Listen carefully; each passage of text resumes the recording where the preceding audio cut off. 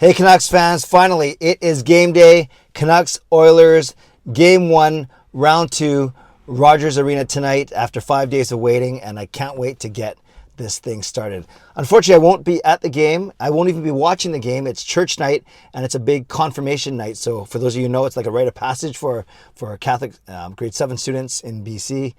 That's the age here. So I won't be watching the game. Probably won't even have it on. Because there's a reception afterwards. So when I do my show at 11 p.m. tonight, I need you to help me. I need you to help fill me in. So all things being equal, the fact that I get home in time, the fact that there's no overtime, join me right here at 11 p.m. for my live stream, and we'll just talk about the game, and I'll get you to educate me. So one thing I do know is we can forget about the season series. Yes, we know the Canucks swept the Oilers, but chuck that away.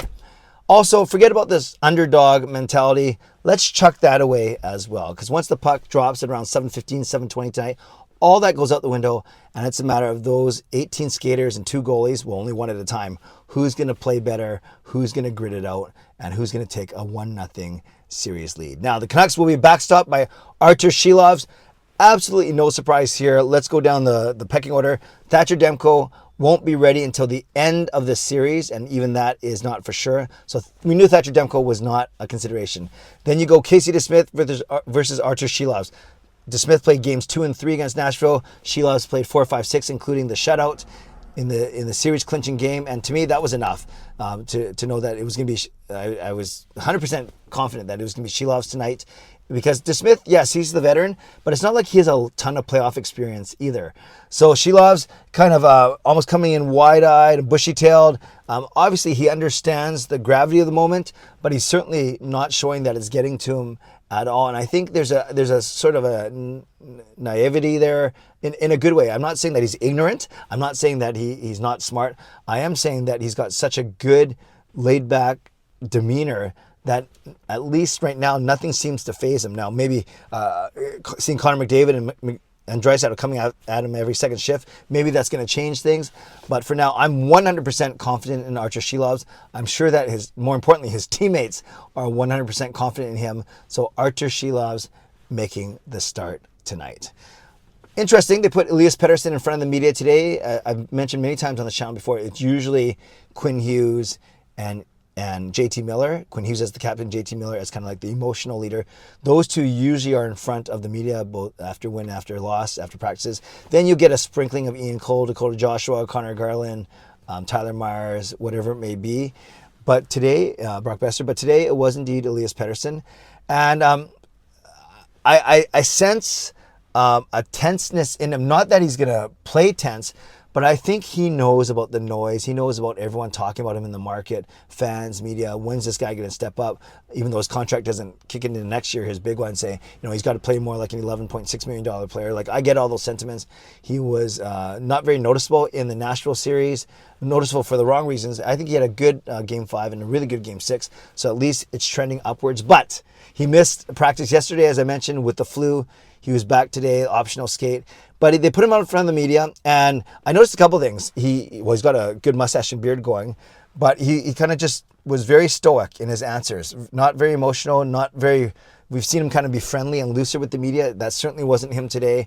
And I even noticed that the Canucks, they didn't, instead of running it raw, unedited, there are at least 2, if not 3 jump cuts in there. That means they actually they spliced the footage. So whether they took out a bad question or they took out one of PD's answers, I found it slightly interesting too that they didn't run the clip from start to finish unedited. And we've seen the Canucks do that before as well. But it's up to them. It's their social media. It's their media department. They can do whatever they want. What Pettersson was talking about is, you can tell he didn't want to talk about the Nashville series. He admitted he was trying too hard, trying to create too much. He just got to play his game, play on instincts. But he also shut down. He goes, hopefully this is the last time I have to ask a question about the Nashville series. So a bit testy, nothing we haven't seen before.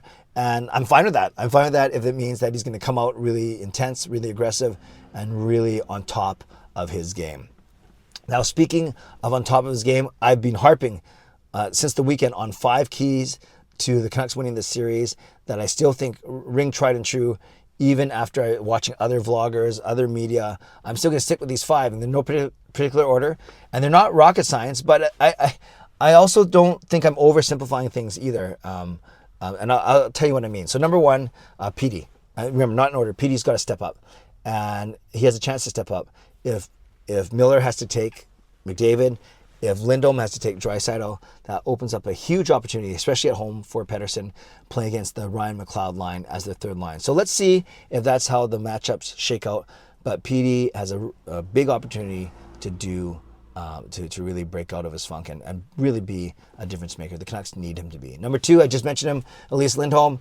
I think he's going to be a huge key. The fact that him and Zadorov are former Flames. They didn't play the Oilers more than, say, the Canucks played the Oilers, but there was a bit more of a rivalry, and they just a lot of tendencies. So Lindholm and Zadorov have played against the Oilers a lot. And especially with Lindholm, I think both of them. I think Zadorov can be a huge difference maker, an X factor. I think Lindholm can do a great, if he can frustrate, pester, get Draisaitl off his game, that would be massive. So Lindholm, I think, is going to be a huge key as well. Number 3, Canucks penalty kill, obviously. A, they got to try and stay out of the box, but it's inevitable they're going to have to kill off some penalties. And B, how do you kill off, how do you battle that marvelous Edmonton Oilers power play? So many weapons between Hyman, of course, Bouchard, and the big 2 of Draisaitl and McDavid, and whoever else is on that with them. So that's going to be very, Nuge or Kane is going to be very, very challenging for the Canucks, but a really good, obviously a massive key. They got to play, this is so hard, right? You got to play aggressive and not give an inch, but you can't take stupid penalties either.